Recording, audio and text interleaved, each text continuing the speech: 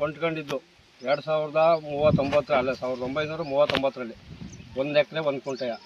ನಾವು ಅಷ್ಟಿನಿಂದ ನಾವು ಹೊರಗಡೆ ಇದ್ದೋ ನಾವೇನು ಮಾಡೋಕ್ಕೆ ಬಂದಿರಲಿಲ್ಲ. ಈಗ 10 ವರ್ಷದಿಂದ ನಾವು ಮಾಡ್ತಾ ಇದ್ದಿ. ಈಗ ಅವರು ದಬ್ಬಾಳಿಕೆಗೆ ಬಂದು ಬಿಡ್ತಾ ಇಲ್ಲ. ನಾವು ಕೋರ್ಟ್ ಮುಖಾಂತರ ಹೋದೋ, ಕೋರ್ಟು ನಮಗೆ ಆರ್ಡ್ರ್ ಕೊಟ್ಟದೆ, ಇಂಜೆಕ್ಷನ್ ಆರ್ಡ್ರ್ ಕೊಟ್ಟು ಅನುಭವಕ್ಕೆ ಹೋಗಿ ಅಂತ ಕೊಟ್ಟದೆ.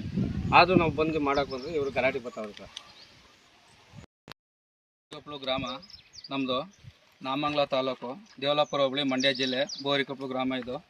ಬೋರಿಕೊಪ್ಪಲು ಗ್ರಾಮದಲ್ಲಿ survey number 27, survey number 227.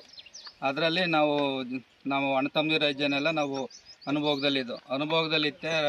Venkatesh ಅನ್ನೋರು ಏನು ಮಾಡಿದ್ರು, ಬಂದು ಹೊಲ ಒಳಗೆ ಬಂದರು.